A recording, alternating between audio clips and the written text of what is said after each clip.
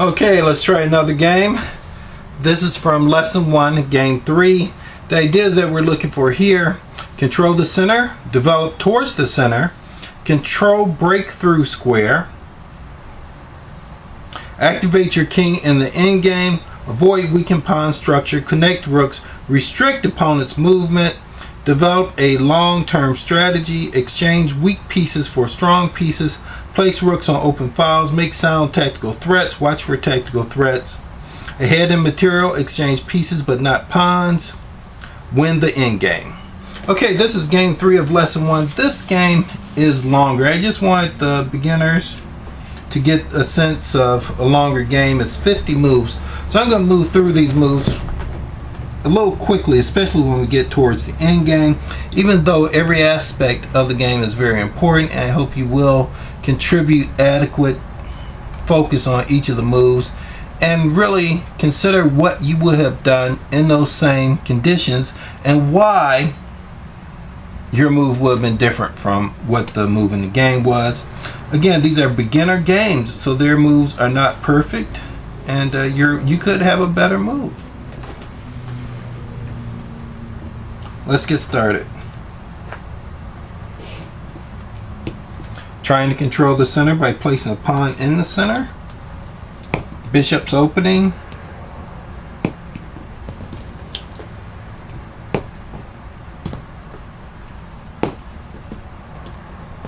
Developing knights towards the center. You'll notice he got his bishop out before he pushed pawn to d3.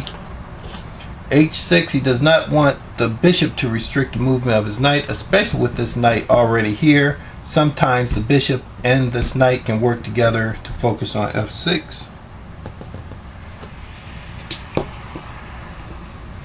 If bishop takes bishop, pawn takes bishop, and white gets the opportunity to castle, his rook will automatically be on an open file. Black really doesn't want to give him an open file, so he just moves back, continues his development. Black continues to development. White hits in the center right away, right after he finished developing his pieces, but before he got his king into safety. Sometimes that can be good, sometimes it can be bad.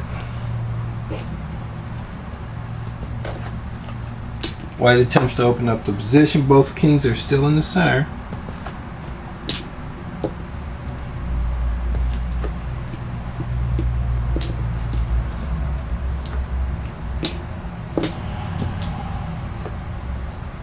Okay, the queens are off the board, and once queens come off the board, it's usually considered an endgame. This is interesting. White right here could win a pawn.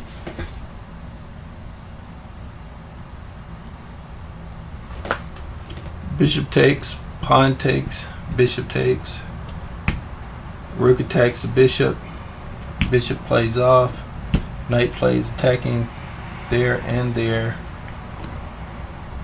Might be a little risky to take that pawn right now.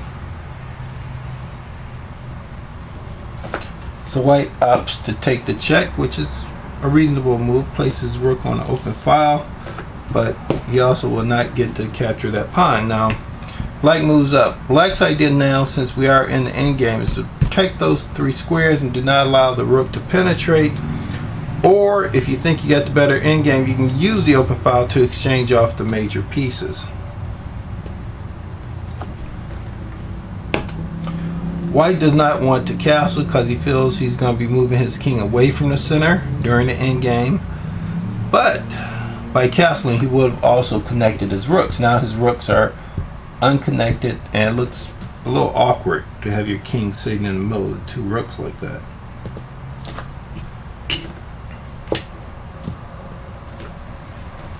Okay, we talked about this before, double isolated pawns, but now we're in the end game.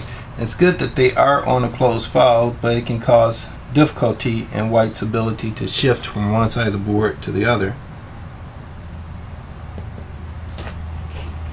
Pawn at c6. Black wants to deny the knight movement.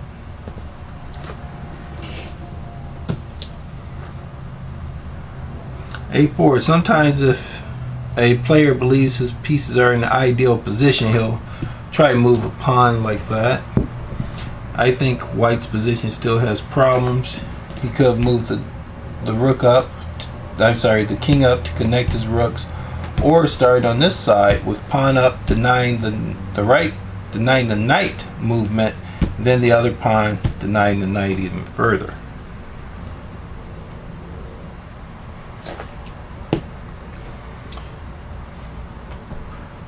Black apparently believes he has a better endgame, so he's going to try to exchange off pieces.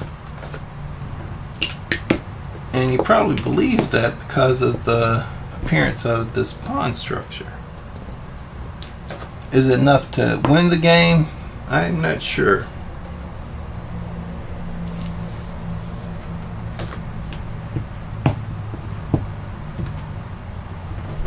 Offering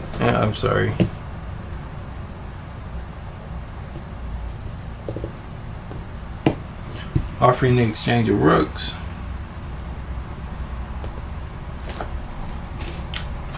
White wants to try to keep that file, so rook takes, has a file. Under normal circumstances, also is often believed that whoever captures first is giving up something, but you have to actually analyze the position to determine whether or not that's true in the position that you're facing.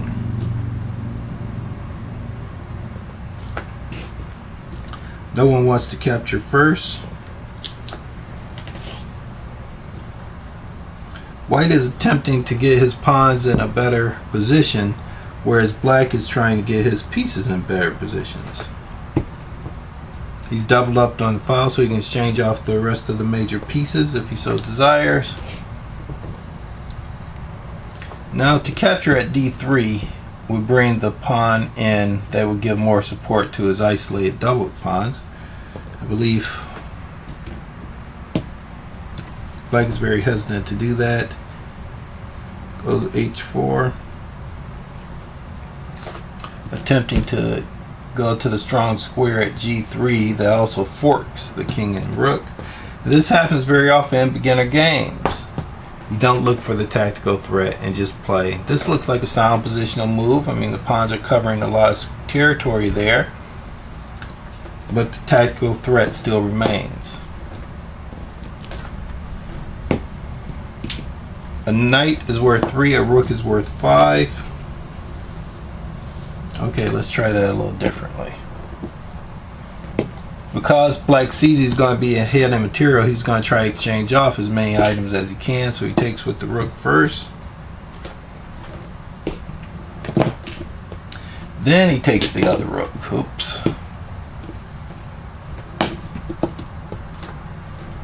Now not only has he won the exchange, but he's also won an extra pawn, and he has the initiative, and he wins another pawn. So the pawn situation is 5 to 7, and a rook versus a knight. So if that rook were to sacrifice himself for the knight, Black would still have a one game by being 2 pawns up.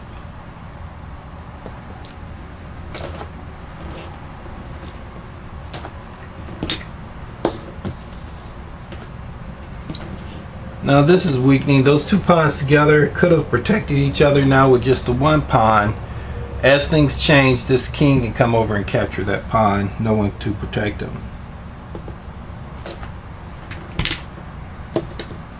White goes another pawn up.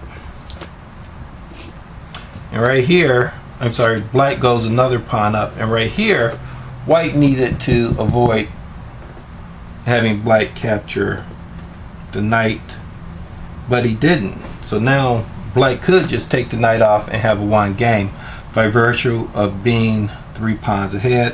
What Black actually does is he says, there's another free pawn, I might as well grab it.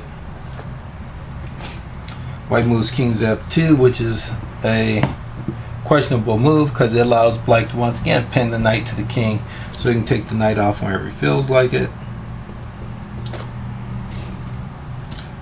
White goes for the unpin, and now he gives the exchange back.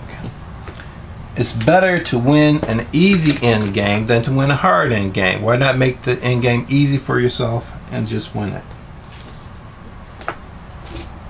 King to f2, we're in the end game, so the idea is to centralize your king. Might as well gobble up another pawn if you can. He protects that pawn, not really necessary.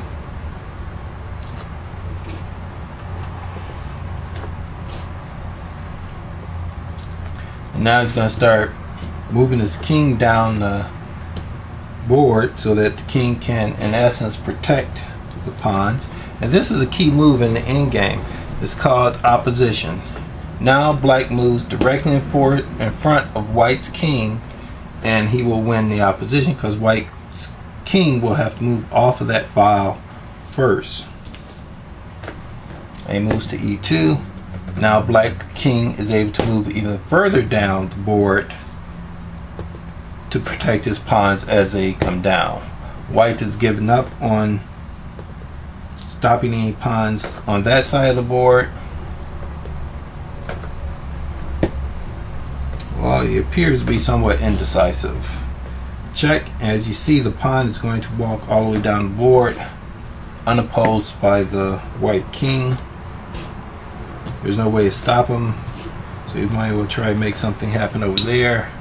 There's nothing going to happen there.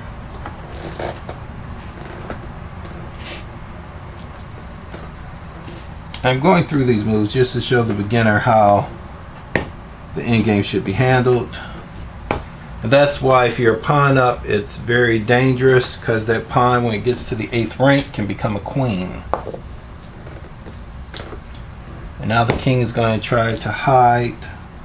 The rule here, even though in street chess you hear all kind of different stories, the fact of the matter is, if you make 50 moves without advancing a pawn, it is a draw.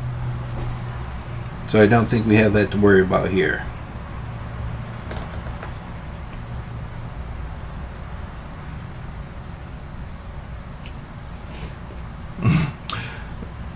Black played c5 to block off those two squares. He's just waiting on white's king to move to the edge of the board all by himself.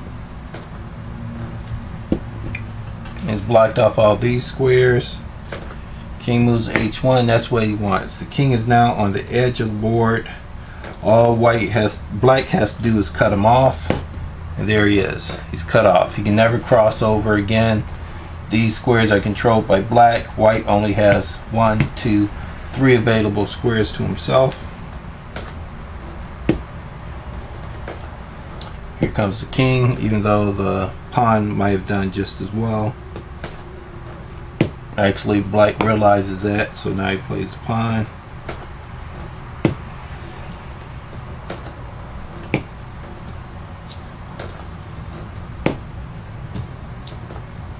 This is interesting. Queen checks. Make sure that you're checking from a position of safety. Queen checkmates. Protected by the pawn. Okay, let's look at the summary real quick. Both kings were safe in the middle of the board due to the early exchange of queens.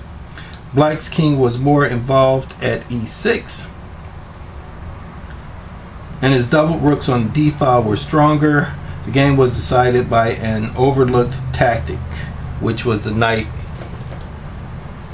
forking the king and rook.